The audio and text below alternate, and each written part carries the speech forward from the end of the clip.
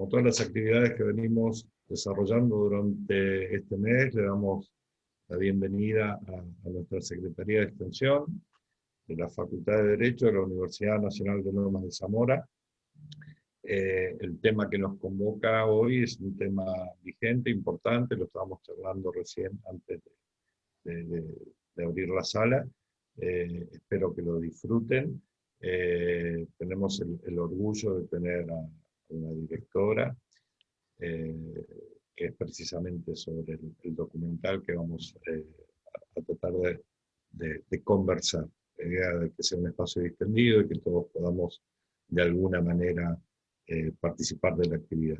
Así que le voy a pasar la palabra a Ariadna, que es nuestra subsecretaria de Extensión Universitaria, para que pueda presentar a nuestras invitadas. Bueno, muchas gracias, Fabio. Buenas tardes a todas y todos, y muchas gracias por participar. Ahora yo les voy a leer brevemente la descripción del documental, vamos a pasar el tráiler, y bueno, luego vamos a conversar con Susana Nieri, directora del documental Gotas de Lluvia, y no solamente Gotas de Lluvia, sino ella se lo buscó.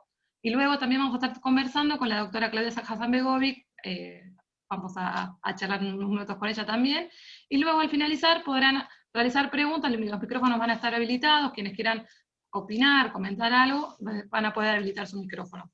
Así que bueno, Susana, leo la presentación y compartimos el flyer. Dice así: 3 mujeres víctimas de violencia machista, una sobreviviente. Abril Rosales desarma su pasado, marcado por un progenitor violento y abusador, y exhibe su presente de militancia y resiliencia heredada. La historia completa el relato que comenzó con el documental Ella se lo buscó, que tiene como protagonista a Ivana Rosales, madre de Abril. A través de este testimonio en primera persona, el film visibiliza cómo las violencias contra las mujeres son un continuo, pero que puede resignificarse a través de la red y activismo feminista. Así que bueno, voy a compartir pantalla. Aguarden un segundito. Ustedes díganme si se escucha bien, por favor. Y bueno, ahora se los comparto. Vamos a dar inicio.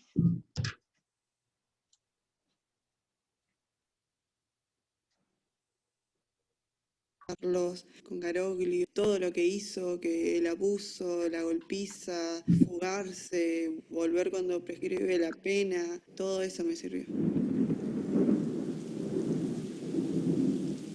Durante el régimen de visitas en la casa de Garoglio sucedió. La primera persona que supo lo que me pasaba fue Maika. A ella también le sucedió lo mismo. Yo me siento Abril Eve Rosales, no Garoglio. Ese apellido me da asco, me da bronca llevarlo todavía, me da vergüenza compartir un apellido con un abusador, con un golpeador.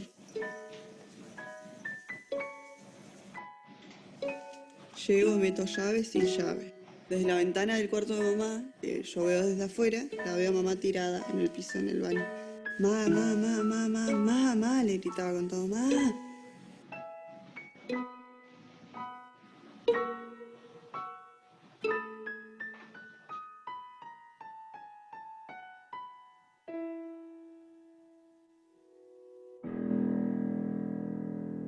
Soy Mónica Lairana, soy actriz y en esta película represento a Ivana Rosales.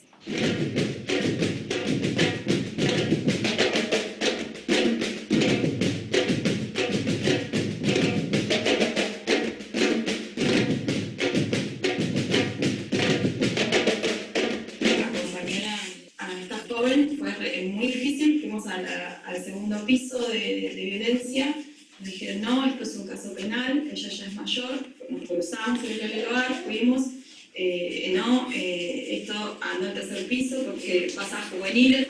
A lo que voy es que una violencia institucional tremenda.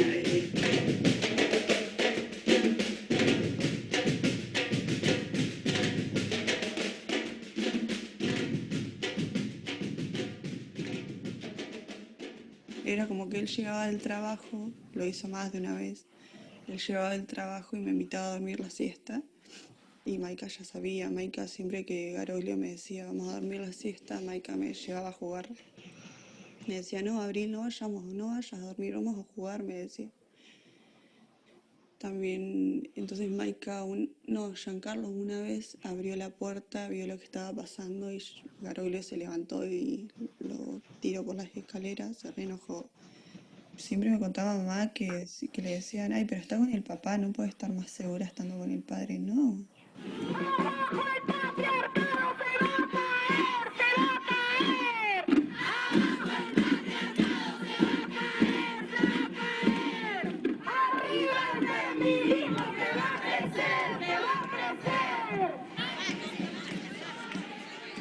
Me dejó con fuerza, mamá, me dejó mucha fuerza, me dejó la militancia, una herencia enorme que es defender los derechos de las mujeres.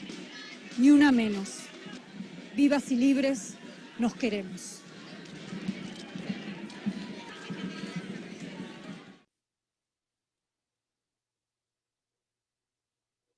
Bueno, no sé si se escuchó bien, yo creo que se pudo escuchar muy bien, se vio bien, así que la verdad, Susana, te quiero comentar. A ver, aguárdenme. Ahí está. Tuve un inconveniente que no sé si había cerrado YouTube, disculpen. Susana, la verdad que cuando pude ver el documental, a los 6 minutos yo ya estaba llorando. La resiliencia, la lucha de Abril, la lucha de Ivana, que lamentablemente pudo transformar toda su tristeza, todo su dolor, todo, que no hayan escuchado en su momento, todas las puertas como se le fueron cerrando y que vos hayas podido escucharla, darle voz. Así que bueno, te quiero agradecer un montón y bueno, te escuchamos. Que nos cuentes un poco tu experiencia, primero acompañar a Ivana, acompañar a Abril en esta transformación de, bueno, feministas, militantes, y bueno, también quiero agradecer a Claudia, que se encuentra presente acá también. Bueno,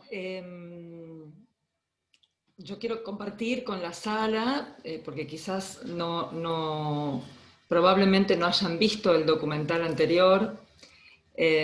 Gotas de lluvia es mi nuevo documental que lo estrenamos este año, el 10 de septiembre, en la plataforma Cinear, porque bueno, como todos saben, las salas de cine están cerradas, así que la verdad es que la plataforma del Inca ha funcionado muy bien, está funcionando muy bien. De hecho, la película todavía está allí, así que por supuesto invito a todos a verla en Cinear. Hasta el 4 de diciembre va a estar.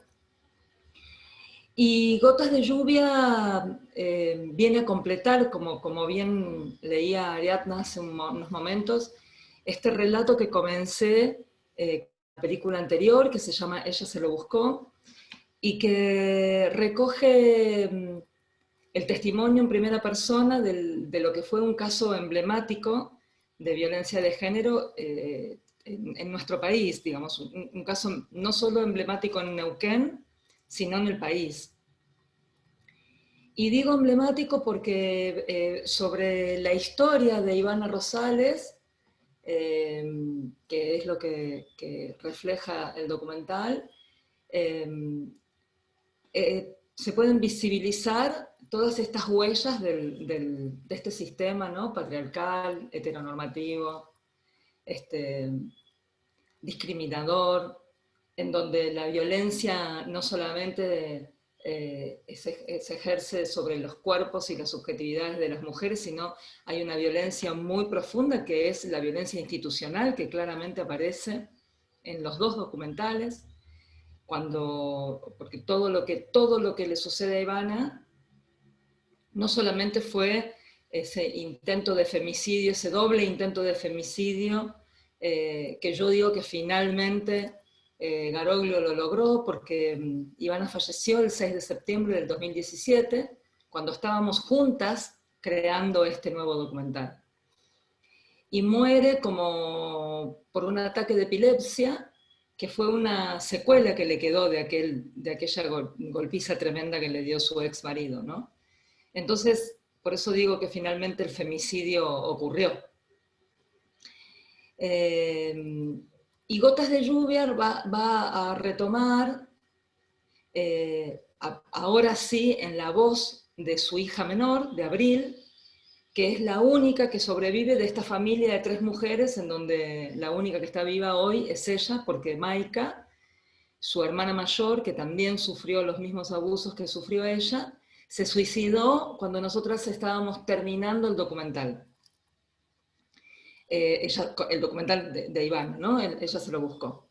De hecho, el documental hasta el suicidio de Maika ocurrió en julio del 2012 y yo estaba esperando, tenía turno para hacer la postproducción de sonido allí en Neuquén en septiembre.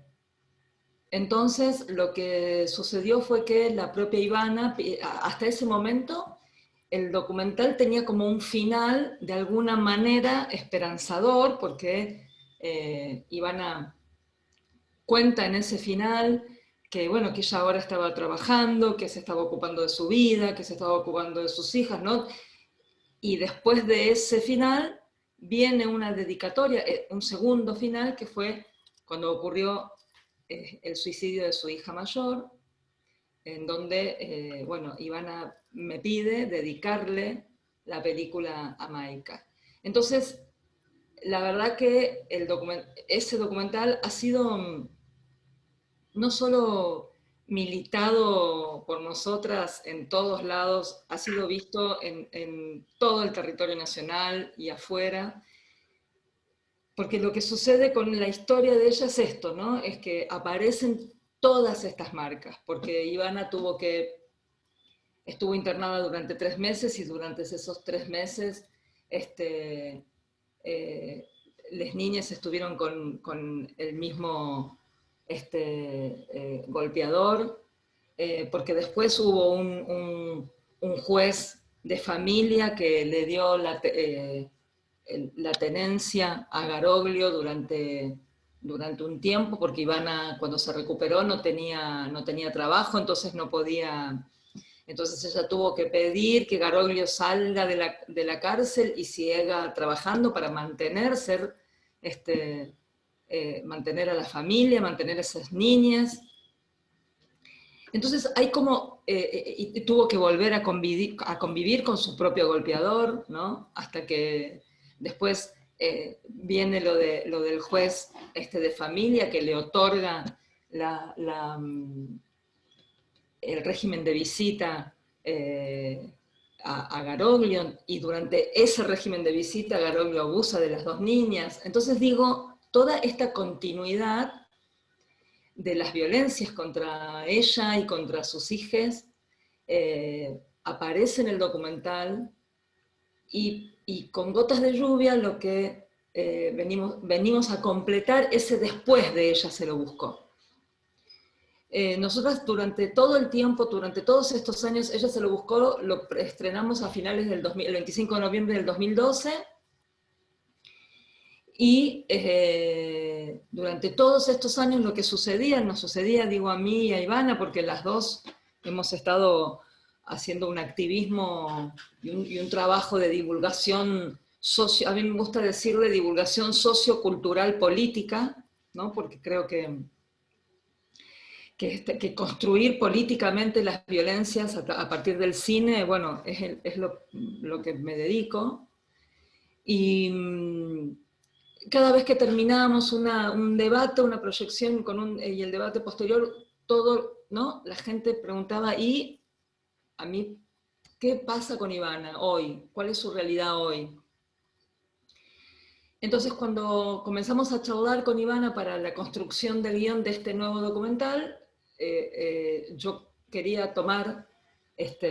hablar sobre el abuso sexual en las infancias, y me parecía que poder completar ese relato a través justamente de la voz de Abril. Entonces lo empezamos primero por supuesto lo hablamos juntas nosotras, luego conversamos con Abril, y cuando estuvo su ok, cuando Abril dijo sí, me interesa dar mi testimonio, bueno, comenzamos a escribir y a desarrollar, y lamentablemente eso fue comienzos del 2017, hicimos mucho trabajo justo para el 3 de junio con el Ni Una Menos del 2017, y el 6 de septiembre de ese año Ivana muere.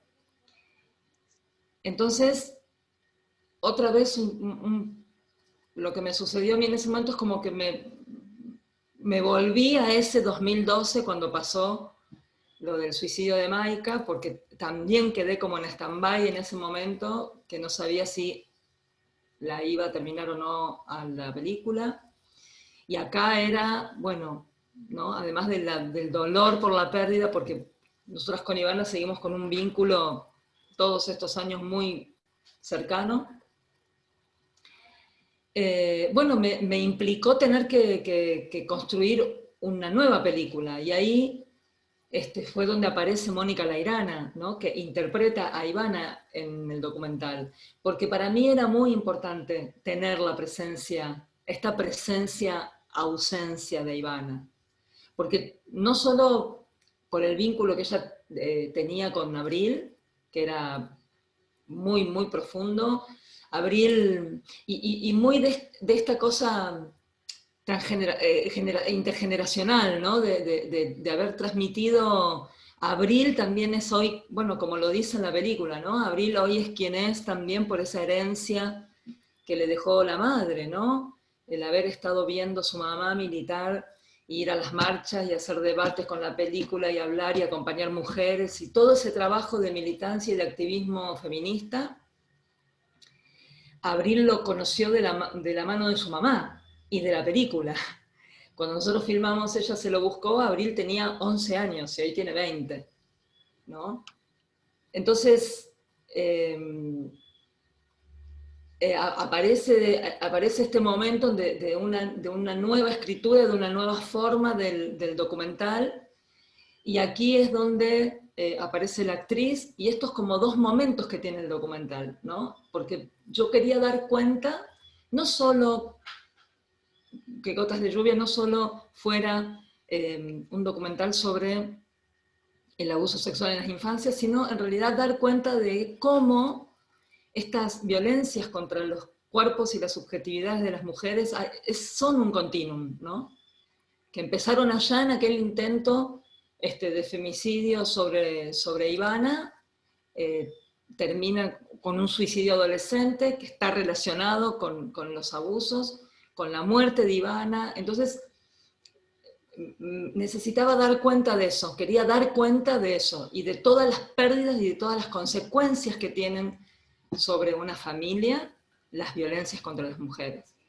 Y creo que de eso se trata Gotas de Lluvia, no solamente de escuchar a una joven narrar lo que ella recuerda, ¿no? Que fueron sus abusos, porque ella era una infante cuando pasaron. Entonces, lo que sucede con las personas que pueden narrar y que pueden contar sus experiencias, sus abusos, de alguna manera son como un collage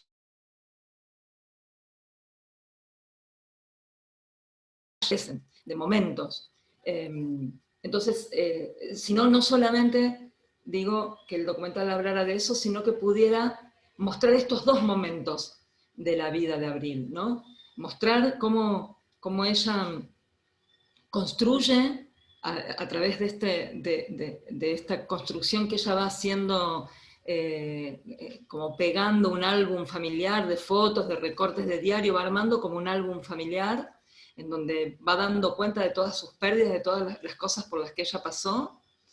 Pero después hay un segundo momento que tiene que ver con su hoy, con su activismo, con cómo ella resignifica ese abuso a partir de la militancia y del activismo feminista con sus compañeras, con sus par, con su manada.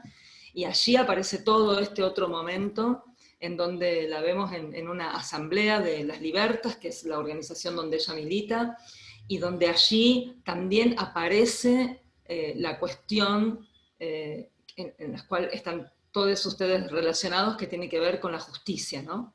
Esta violencia institucional que ejerce el Poder Judicial sobre las mujeres que se animan a denunciar, sobre las jóvenes que se animan a denunciar. Entonces, y muestra esto de que podemos salir de ese lugar de dolor,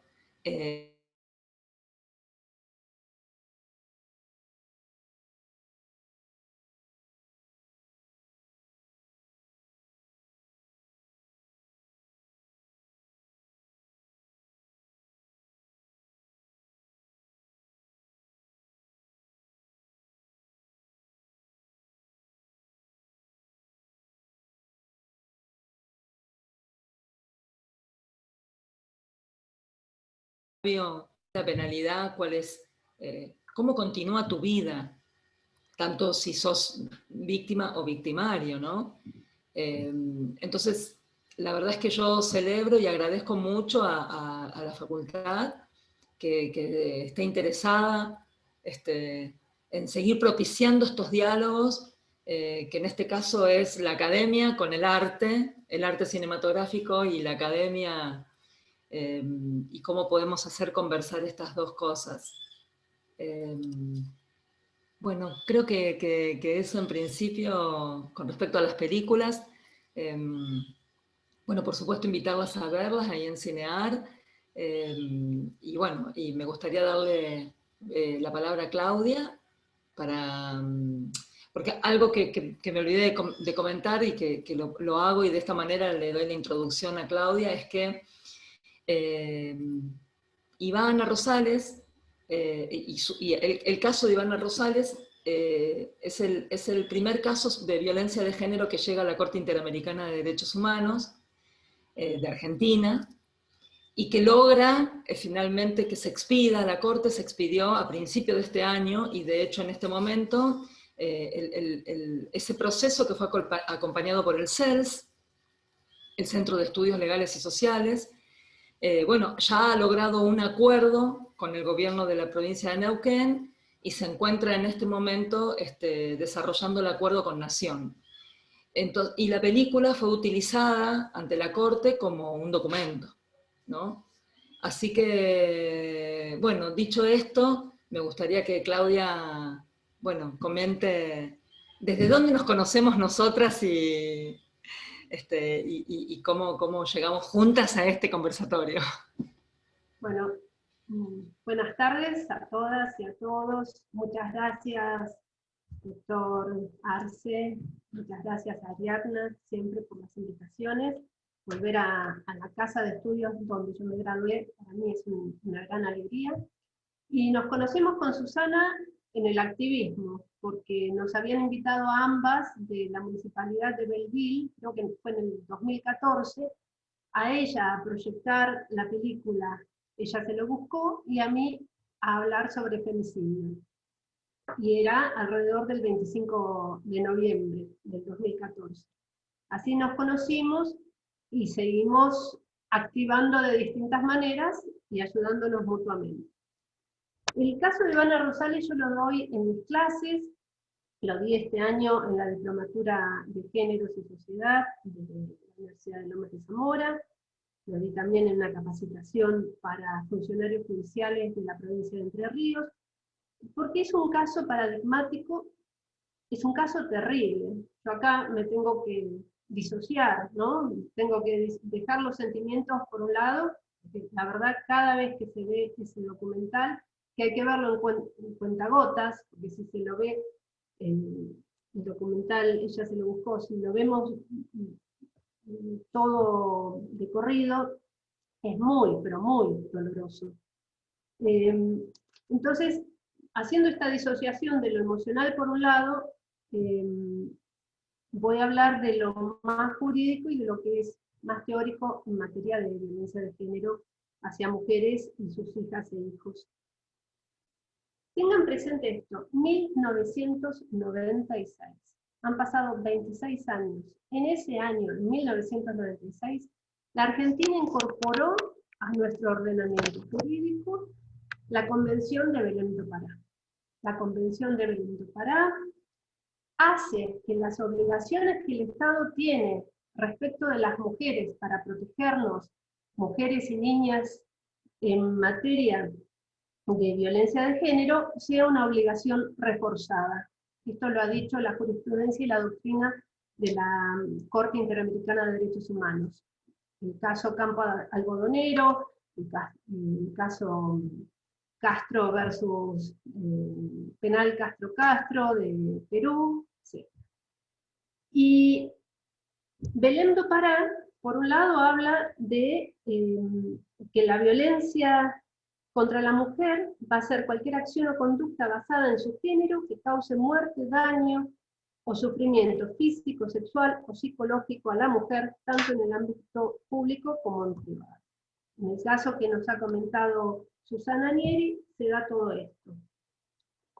Describe las formas en que puede ser la violencia dentro de la familia, incluyendo la violación, el maltrato y el abuso sexual, en la comunidad o por el Estado o tolerada por el Estado. En este caso se dan el inciso A, o sea, dentro de la familia, y el inciso C, perpetrada y además tolerada por el Estado. Perpetrada por la violencia institucional que sufrieron Ivana Rosales y sus hijas e hijos, y tolerada por el Estado porque Mario Garoglio no estuvo preso ni un solo día.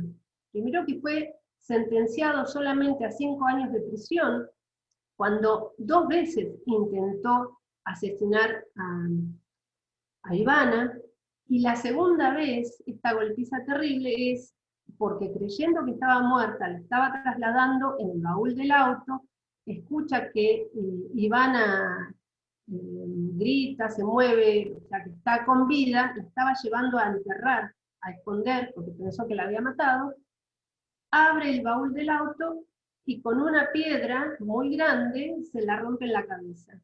Y es a consecuencia de esos golpes que ella después muere de epilepsia postraumática. Así es como apareció el diagnóstico de su muerte.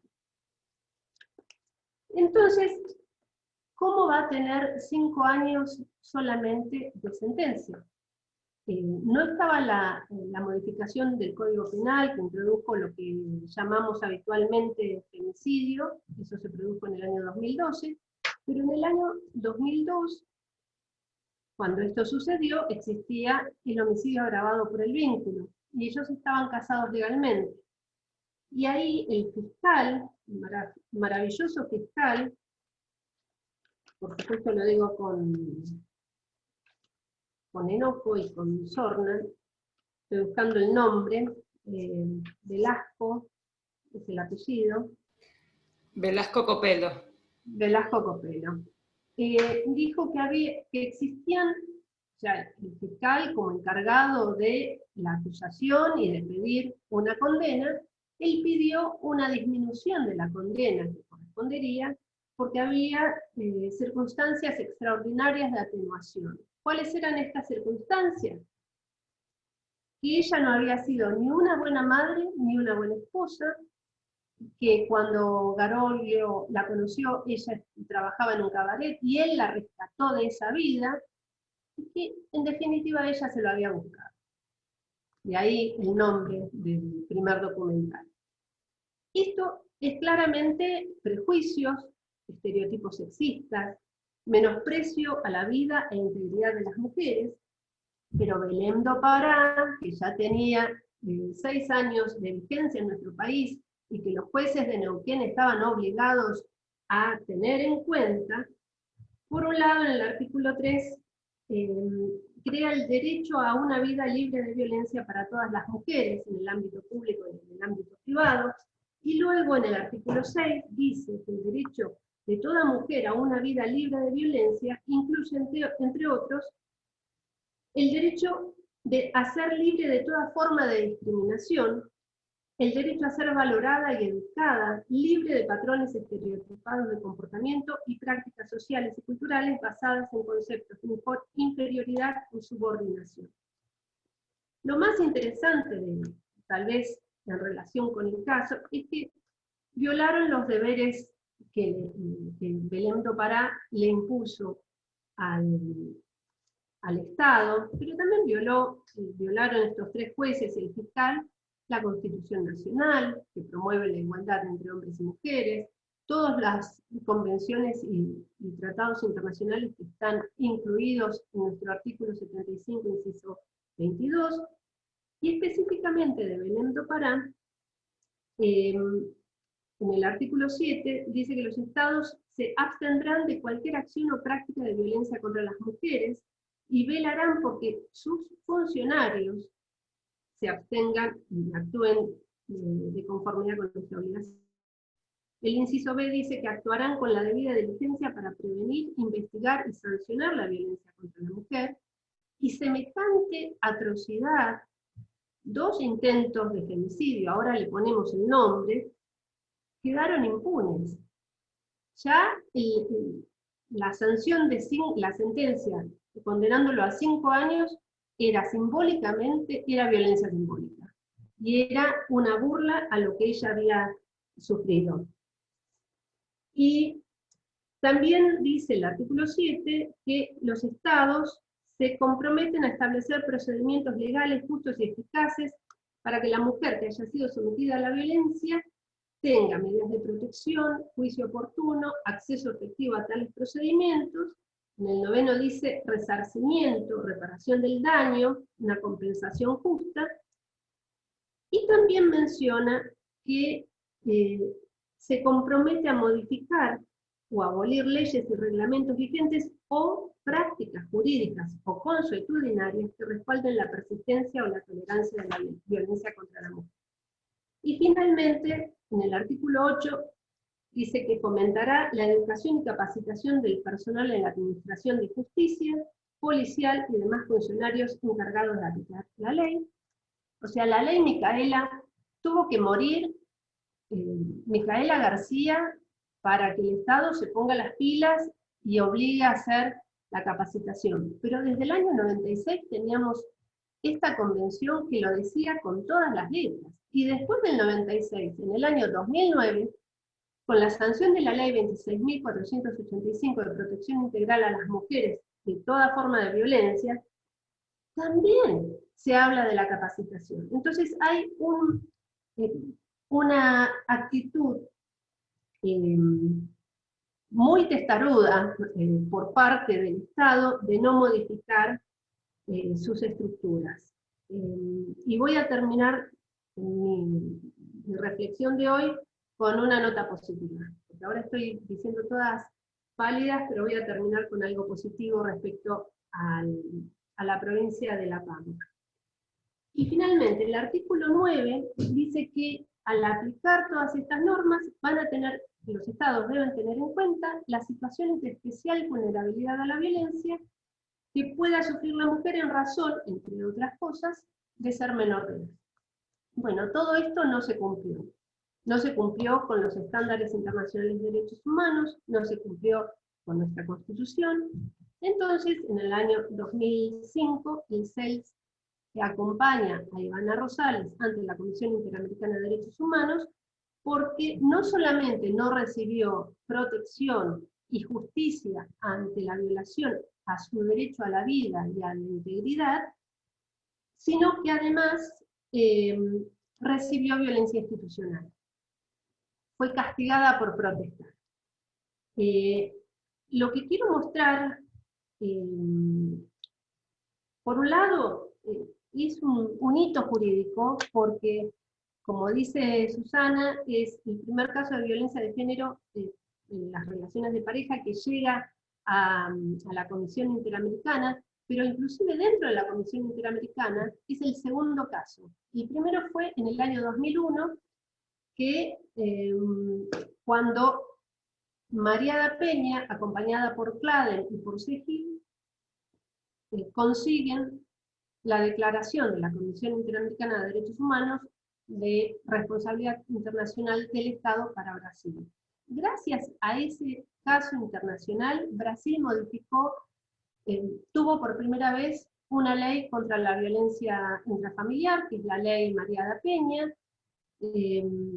María da Peña también sufrió un doble intento de femicidio, también sufrió la impunidad, porque habían pasado casi 20 años sin que este señor fuera condenado, y además quedó hemipléjica, parapléjica, a consecuencia de los 2 intentos de femicidio. Y entonces, a nivel internacional, de jurisprudencia internacional, estamos contribuyendo, lamentablemente, ¿no? Tenemos que contribuir, pero esperamos que con esta aceptación que hizo el gobierno nacional de su responsabilidad en el caso, e interesantemente el año pasado también hubo otra otro reconocimiento del Estado argentino de su responsabilidad internacional, pero ya fue en la órbita de Naciones Unidas, en el comité de la CEDAW, por el caso de Olga del Rosario Díaz, quien también sobrevivió un intento de femicidio, luego de haber hecho denuncias penales y civiles en la ciudad de Buenos Aires, y en las denuncias civiles ni siquiera le habían otorgado una prohibición de acercamiento. Entonces, ojalá esto ayude a cambiar las cosas. ¿Qué es lo que ofrece el Estado argentino? O sea, en este acuerdo amistoso, ¿a qué es lo que se llega? Y por eso empecé hablando de Belém do Pará y de 1996. El compromiso del Estado argentino a aplicar efectivamente la ley Micaela, a garantizar patrocinio jurídico gratuito especializado. ¿Se acuerdan que nosotros desde el año 2015 tenemos una ley que crea el cuerpo de abogados y abogadas especializados en violencia de género? Fue una de las consecuencias del Ni Una Menos del 2015. Lamentablemente, solamente tenemos hasta ahora 13 abogadas y abogados egresados para 13 jurisdicciones. O sea, estamos bastante lejos de decir que podemos brindar patrocinio jurídico especializado y gratuito en la materia. Bueno, Neuquén lo va a tener que hacer. ¿Cómo lo va a hacer? No sé. La construcción de un hogar de protección integral. Aplicar cabalmente la ley Micaela con cuotas fijas de cantidad de funcionarios que deben ser capacitados anualmente. Establecer un tribunal para determinar la indemnización que va a corresponder a Abril y a Gianfranco como herederos, como hijos de Ivana, dado que Ivana ya no está. Y participar con las estadísticas en el registro único de casos de violencia de género. Este caso nos muestra, como tantos otros, el abismo que hay entre las leyes y la realidad.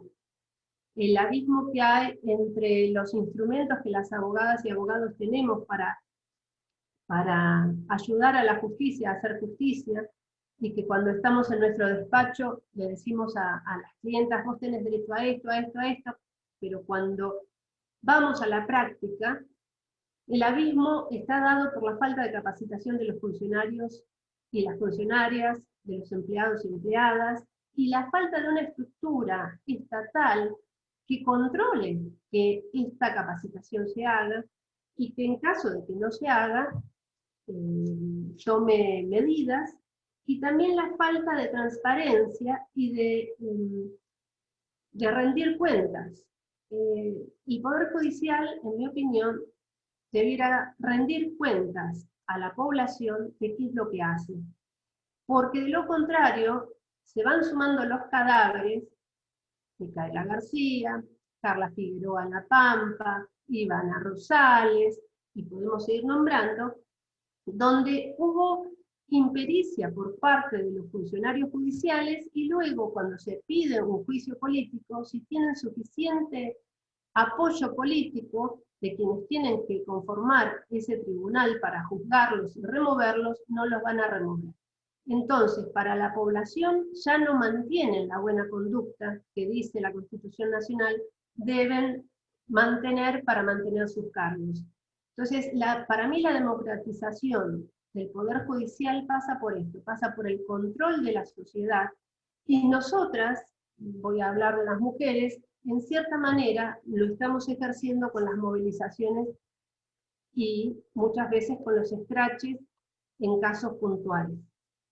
Y ahora la última parte que quiero mencionar de esta reflexión respecto al caso nos muestra este caso claramente como la violencia de género hacia las mujeres en las relaciones de pareja está íntimamente relacionada con la violencia hacia los hijos y las hijas. Los niños, niñas y adolescentes que crecen en estas familias no son testigos, son víctimas. ¿Por qué son víctimas? Porque un chico o una chica como lo dijo ahí en el tráiler Abril, ¿no? Que ella escuchaba los golpes. ¿Es esa tarea y ya está? O la veía tirada en el piso, etc. Eso no es gratuito, eso es equivalente a una tortura.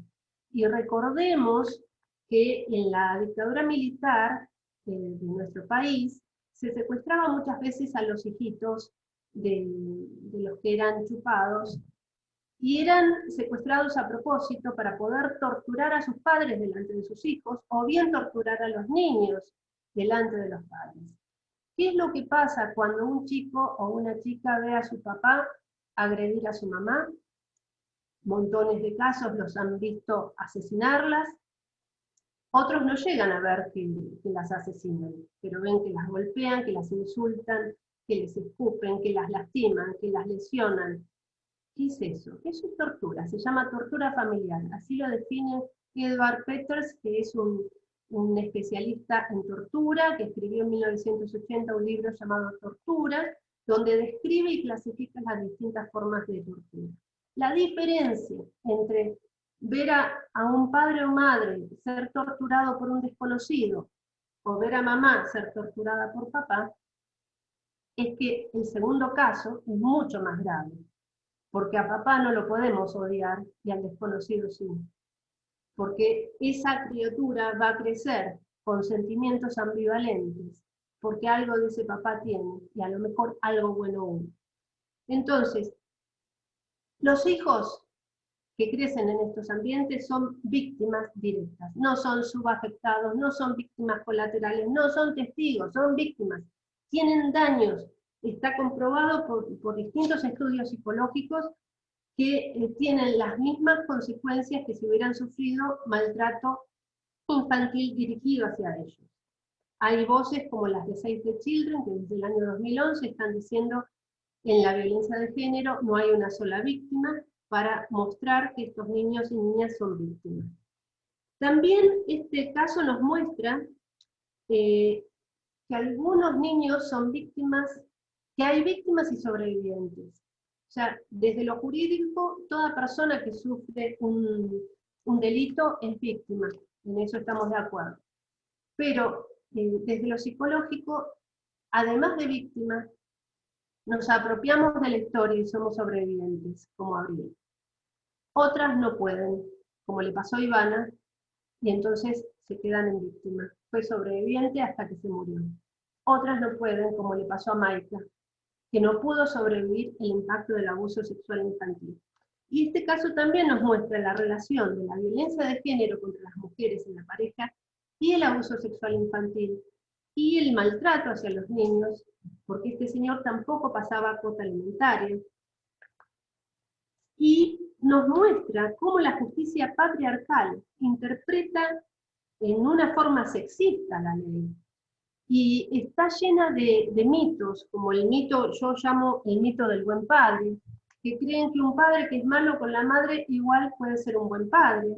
Es decir, este señor abusó sexualmente de sus hijas durante las visitas, y no solamente abusó de ellas, sino que, según el relato, de Abril, cuando Gianfranco abrió la puerta y vio lo que estaba pasando, lo empujó por las escaleras.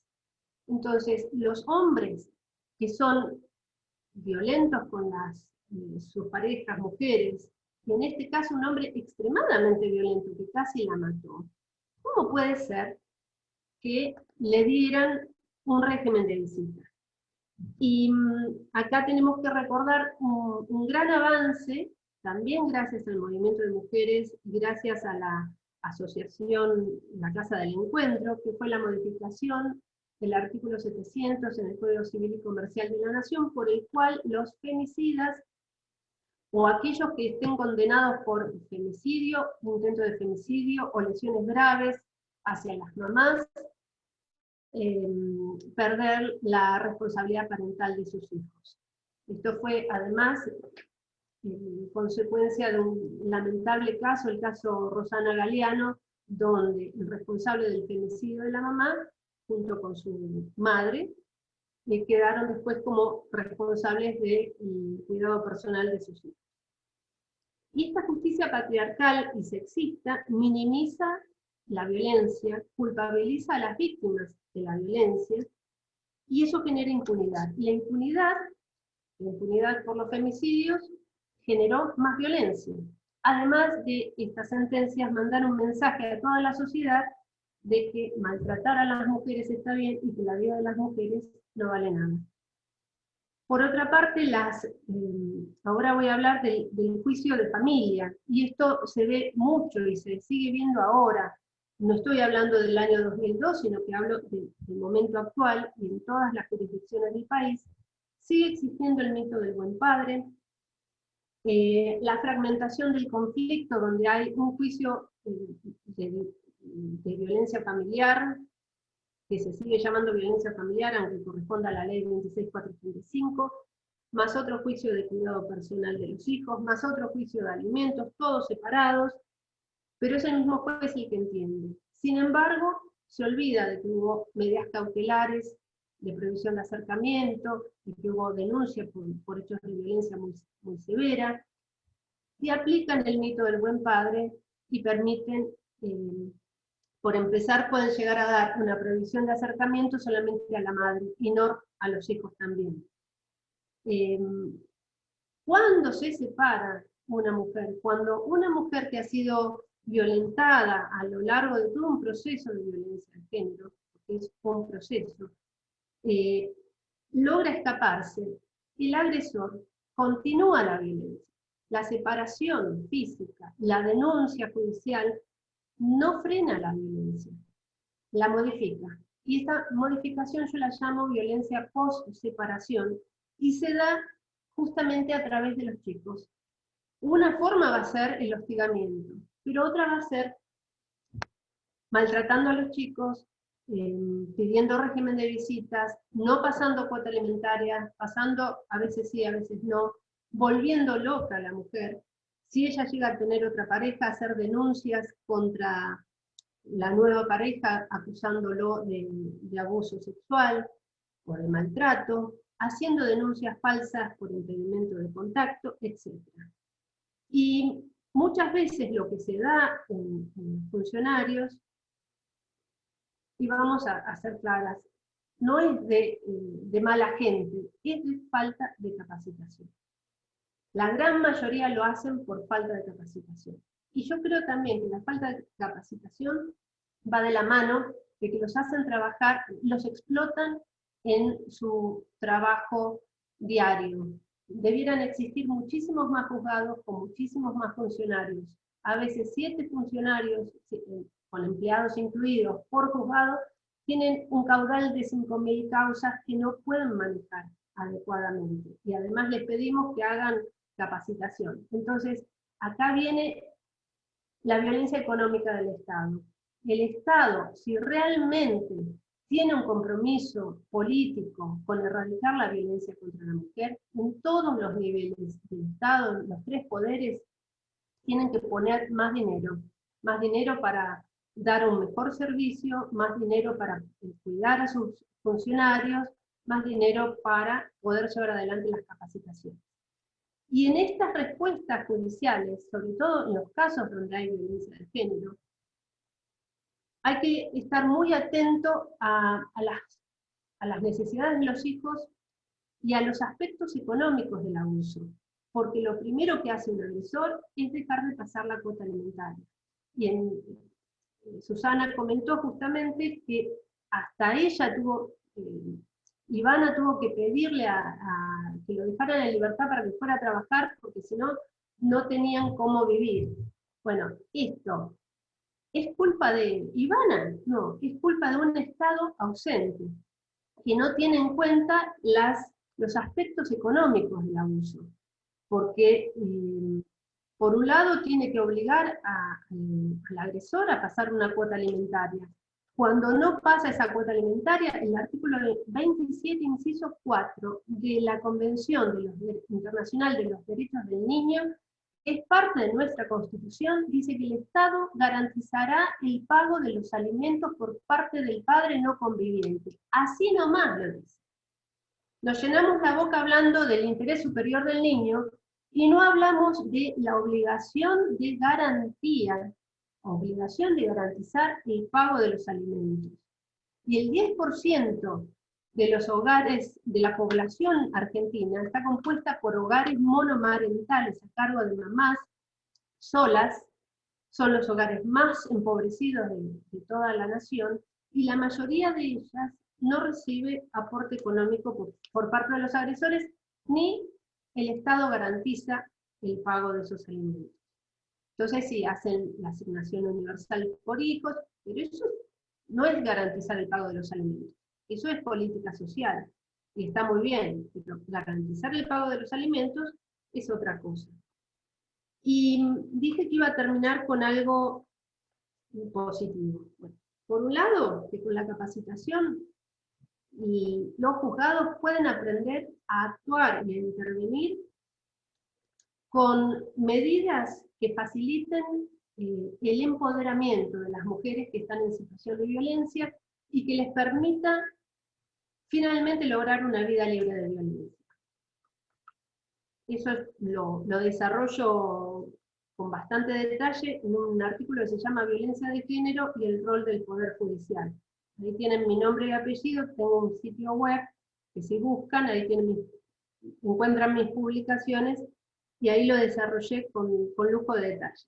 Entonces, pueden hacer las cosas bien, pueden actuar interviniendo con intervenciones que favorezcan el empoderamiento en vez de el entrampamiento de las mujeres en la situación de violencia. Y segundo, la violencia económica, hay que prestar atención al tema de la violencia económica, pero fundamentalmente como marco de todas las respuestas, el Estado debe garantizar la autonomía económica de las mujeres que están saliendo de situaciones de violencia. Hay algunas cosas muy positivas, que vamos a ver cómo funcionan. Por un lado es el Plan Nacional para una vida libre contra la violencia a mujeres y personas de diversidad sexual, que es 2020-2022, que tiene un foco en favorecer la autonomía de las personas afectadas por la violencia de género. A través del programa Acompañar, que da un subsidio equivalente a un sueldo mínimo vital y móvil por 6 meses a aquellas personas que estén dejando una situación de violencia y que necesiten este subsidio. Y el caso a seguir, para mí es muy interesante, en la provincia de La Pampa, ellos adhirieron a la ley Micaela y le agregaron un artículo más. Además de capacitarse, dispusieron que cuando un funcionario, un empleado público de la provincia, fuera condenado por algún delito relacionado con violencia de género, iba a ser exonerado, y esa vacante en el empleo público la iba a ocupar su víctima. Y eso es lo que está pasando, y ya está el primer caso de una mujer que claramente dijo, no solamente me estoy recuperando psicológicamente, sino que además, por primera vez, empiezo a recuperarme económicamente. Pasó a integrar la planta permanente de la Municipalidad de Santa Rosa. Entonces creo que tenemos como país, como provincias, ir sumándonos a estos ejemplos positivos, y es también cambiar un poco el foco de atención. Las mujeres somos sujetos de derecho, y no solamente merecedoras de curitas y de primeros auxilios, ¿no? Que parecían ser las respuestas de políticas públicas hasta hace poco. Y espero que con este caso cambiemos de perspectiva. La verdad es que es una excelente noticia, Claudia. No tenía conocimiento de lo de La Pampa, pero escuchándote tan atentamente y con este nivel de detalle que nos has expuesto con respecto a la parte jurídica, sí creo que además de todo esto que vos mencionás y de todos estos avances que hay que ir haciendo en lo concreto con respecto a la función del Estado en garantizar a las mujeres una vida libre de todo tipo de violencias. Creo que siempre hay una pata que falta, que tiene que ver con justamente esto que hablábamos antes con Fabio, con Ariadna, que tiene que ver con este cambio cultural que necesitamos, ¿no? Y creo que en ese cambio cultural tiene que ver con este proceso de concienciación de la sociedad, y allí es donde nosotros, los artistas que podemos proporcionar este tipo de materiales, y que tenemos además este compromiso del activismo desde nuestro lugar,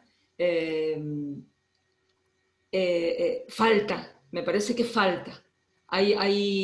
Porque me parece que además de todas estas medidas, el Estado debería poder tener un plan igual como pero de sensibilización a la población.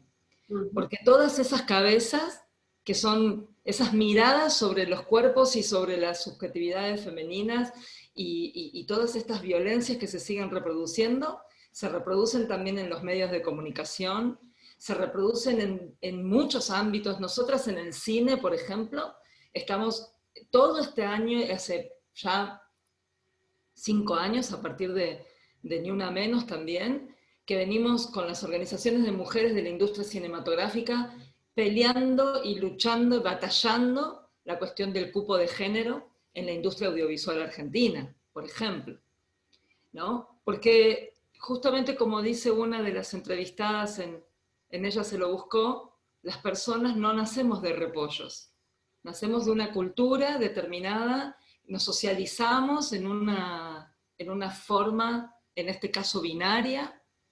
Entonces, me parece que hay mucho trabajo todavía por hacer a nivel de lo social, de la sensibilización social, ¿no? De la divulgación de estas problemáticas. El abuso sexual en la infancia es una problemática que está completamente silenciada, completamente puesta abajo de la alfombra.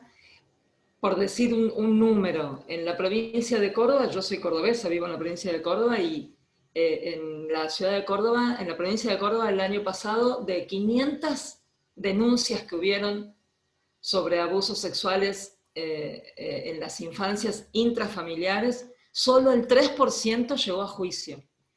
Y sin ningún...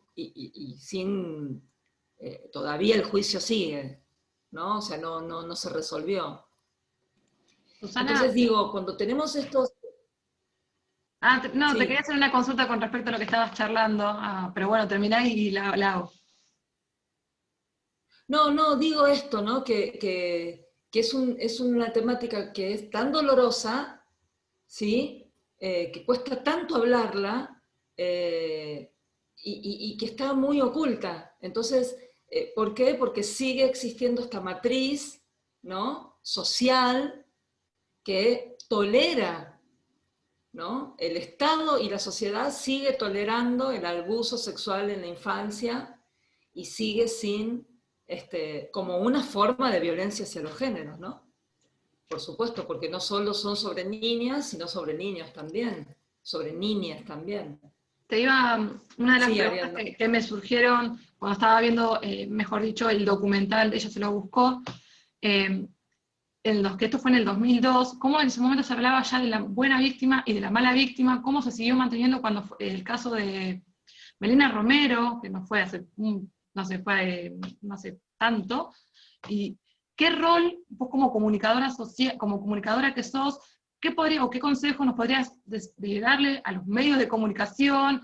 Bueno, ahora hace poco se inauguró un canal de televisión que tiene paridad de género, tiene IFE, no sé si lo sabían, pero ¿qué rol cumplen los medios en esto de comunicar, o bueno, formar esta masa crítica, decir, bueno, la buena víctima, la mala víctima, bueno, ¿cómo podríamos empezar también a revertir esto? Bueno, en Ella se lo buscó, hay todo un capítulo que habla sobre el rol de los medios de comunicación. Esto también que yo estaba diciendo antes, nosotros somos hoy socializados en un altísimo porcentaje por los medios audiovisuales, ¿no? Digo, una niña, un niño está frente a las pantallas 60% de su tiempo, ¿no?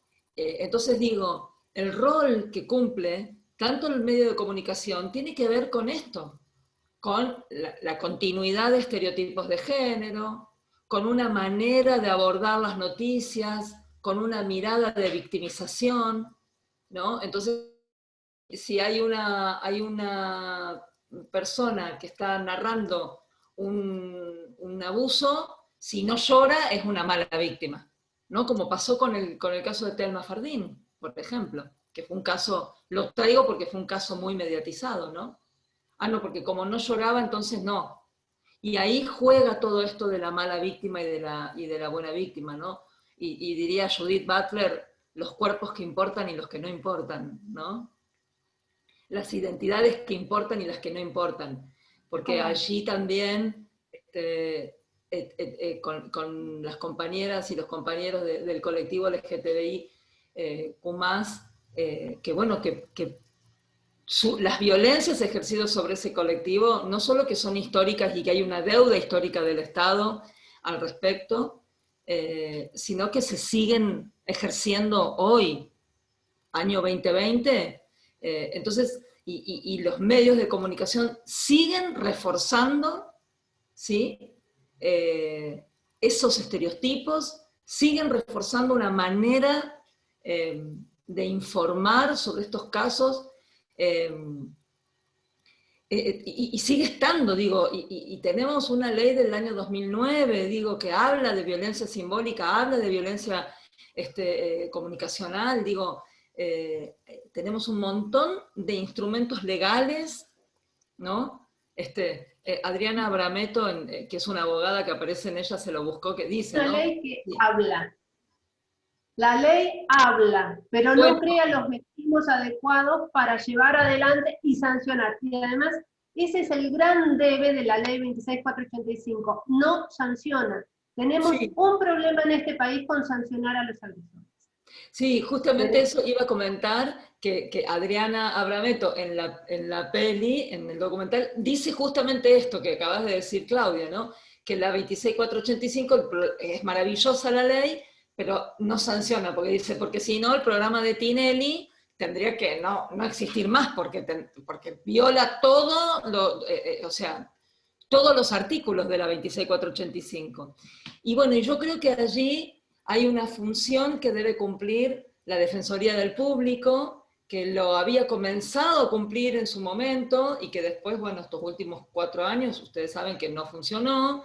Bueno, ahora está como queriendo volver a resurgir. Me parece que allí hay un rol muy importante, porque los medios de comunicación son formadores de mirada, son formadores de opinión, son formadores de mirada, de cómo miramos, de cómo pensamos a la otredad, a la diferencia, ¿no? Cómo la miramos y cómo la pensamos y cómo la incorporamos a nuestra vida.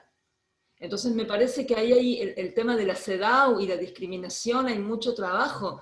Y por ejemplo, con los casos de abusos sexuales en infancia, lo que sucede con el SAP, que sigue siendo invocado como un síndrome en muchos juzgados de la Argentina. No es algo que desapareció, aunque todas sabemos que no tiene sustento jurídico, que no está, digo, que no está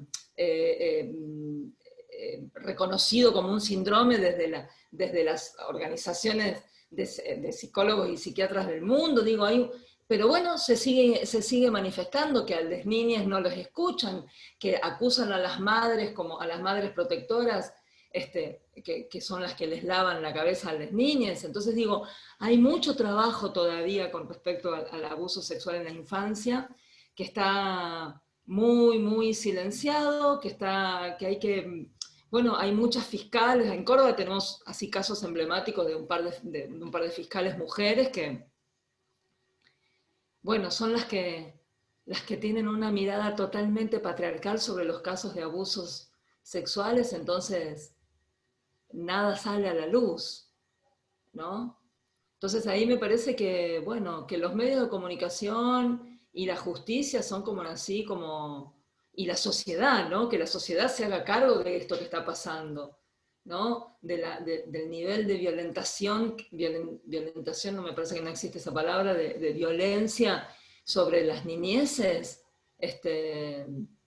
y que el Estado sancione como tenga que sancionar. Esta medida que toma la provincia de La Pampa me parece buenísima, increíble, digamos, cómo damos, ¿no? Cómo revertimos esta postal, digamos, cómo podemos ofrecer socialmente otra postal a las nuevas generaciones, ¿no? Sí, es Bueno, vital. eso. La articulación, como vos decís, no solamente en cuestión de generaciones, sino en el lugar que nos toca ocupar a nosotras, desde, bueno, por mi cuenta, desde la academia, vos de la cultura, bueno, Claudia como abogada litigante particular, que también es un caso muy particular el de Claudia, porque ella viene a hablar también desde su lugar como abogada, y no desde el lado de la justicia. Nosotros muchas veces escuchamos desde el lado de la justicia, y pocas veces escuchamos de la abogada litigante, de la abogada que acompaña a la víctima, de la abogada que patea las puertas para, bueno, ser escuchada. Bueno, en tu caso, cómo vos acompañaste a Ivana, abriendo las puertas, pudiendo lograr que sea escuchada su historia, y que trascienda, no solamente, como hablaban, en el ámbito local, sino también en el ámbito internacional. A mí me gusta mucho una parte que se habla sobre que están en una reunión se me fue el nombre, Abril, esta reunión ¿cómo se llaman? La organización es Las Libertas. Bueno, cuando están reunidas con las libertas, como dicen, el tema de la organización de las mujeres, no pueden reemplazar al Estado. O sea, no se puede reemplazar al Estado. Si no, terminamos tapando baches y nunca podemos lograr avanzar, sino que, bueno, también vamos, como le decíamos, el tema de la manera punitiva, vamos a aplicar el caso, a penarlos, pero no concientizarlos. O sea, nosotros siempre llegamos tarde, como hablábamos al principio. Así que, bueno, no sé si alguna persona del público desea realizar alguna pregunta. Aprovechen que la verdad que... O algún comentario. O algún comentario. A ver si se animan.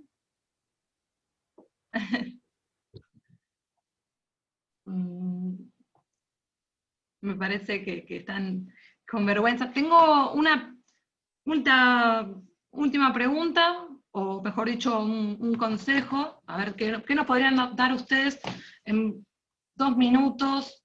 ¿Qué nos pueden aconsejar? ¿Cómo podemos seguir esta lucha? Desde el lugar que ustedes ocupan, ¿qué nos aconsejan a nosotras o nosotras, o que estamos iniciando este camino de construcción? ¿Qué nos pueden aconsejar?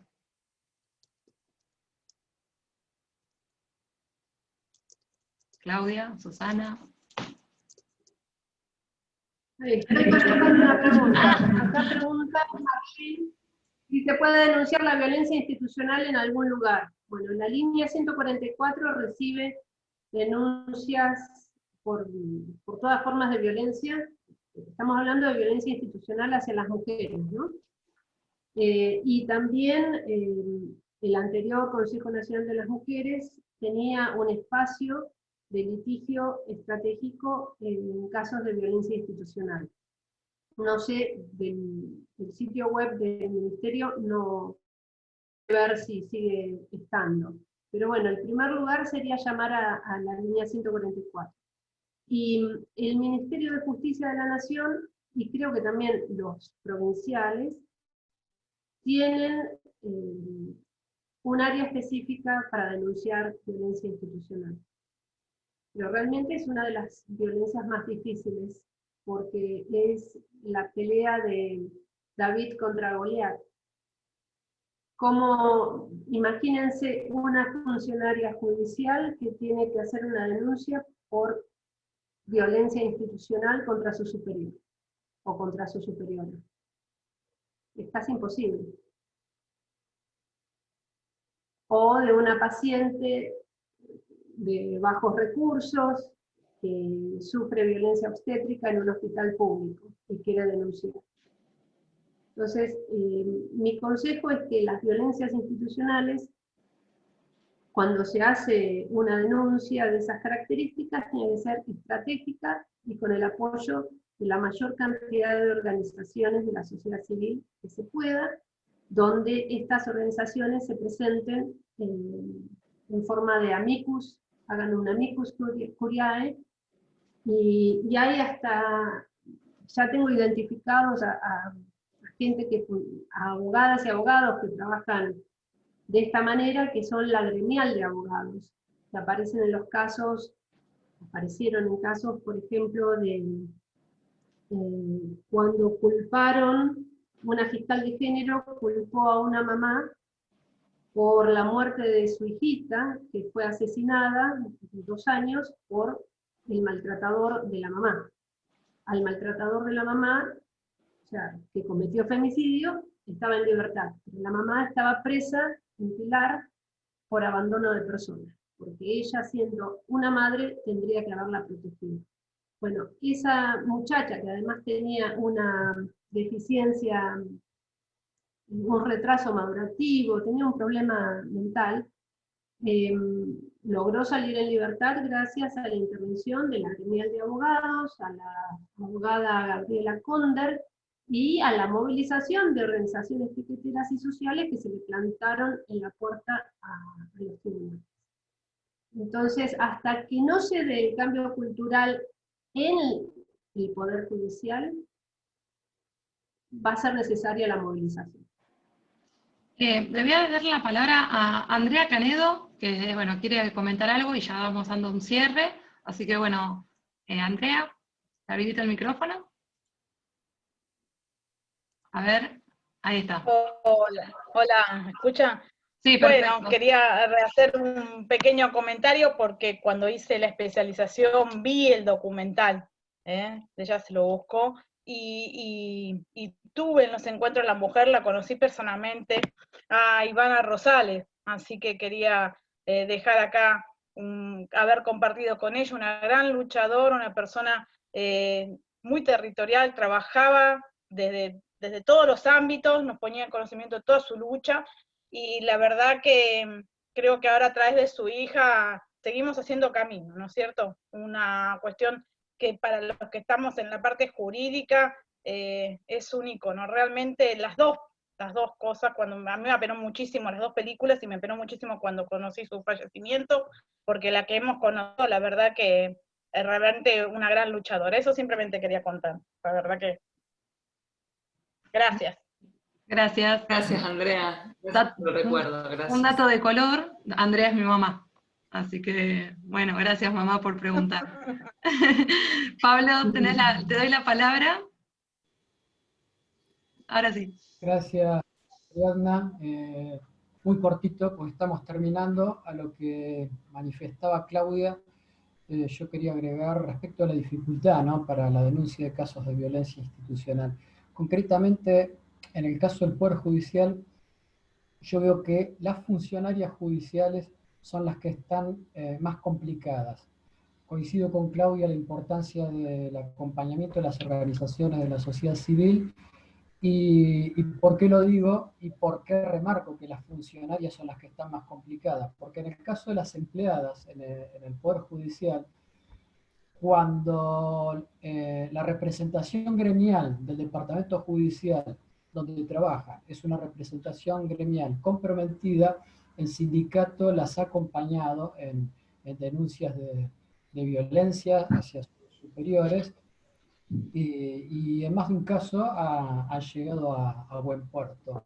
Pero bueno, en este caso cuenta con el respaldo, ¿no?, del gremio, siempre y cuando haya un gremio comprometido, ¿no? Entonces eso es importante, porque se da una situación de mucha desigualdad en la relación de poder empleado-jefe, empleado-juez en este caso.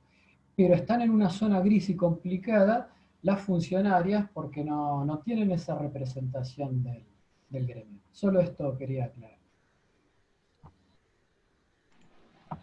Bueno, yo, Ariadna, te quería agradecer a todos los presentes, ya que estamos cerrando, invitarlos a que pasen por la sala, por Cinear, que todavía la película, para quien no la haya podido ver, está allí, Y bueno, y gracias a la facultad por haber propiciado este encuentro, porque justamente es lo que estábamos hablando antes, ¿no? La necesidad de tener este tipo de espacios en donde poder reflexionar sobre todo lo que tenemos que cambiar como sociedad, para que realmente las mujeres y los demás, y las diversidades podamos vivir una vida libre de todo tipo de violencias. Así que este próximo 25 de noviembre, que nuevamente tendremos una jornada de recuerdos, en mi caso, y de lucha y de movilización y de activismo,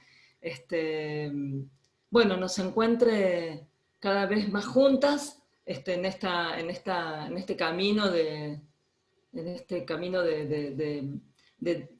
reconstruirnos, de deconstruirnos y volver a construirnos como una sociedad más inclusiva, como una sociedad más justa, más equitativa, y en donde, bueno, en donde realmente podamos vivir libre de todo tipo de violencia, ¿no? Así que agradecerles a Ariadna, agradecerles a Ezequiel, Fabio, a Claudia y a todos los presentes por este encuentro. Muchísimas gracias. Fabio, Claudia, bueno, muchas gracias Susana por participar. Fabio, te doy la palabra para hacer el cierre.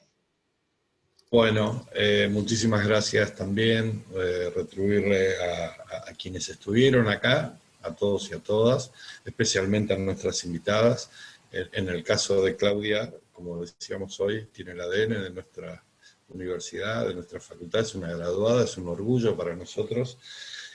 Hacerles saber de que la política institucional y la gestión propiamente dicha de la Facultad de Derecho de la Universidad Nacional de Lomas de Zamora tiene en su agenda cotidiana abordar el tema del género, de los géneros, mejor dicho, el tema de las violencias, el tema de la participación de las mujeres.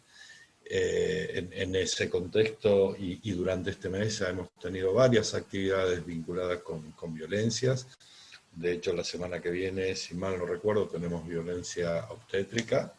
El 25, hoy, nuestra facultad también, como un acto institucional, aprobó nuestro consejo académico una diplomatura en violencia de géneros, que también forma parte de la agenda esa que veníamos comentando.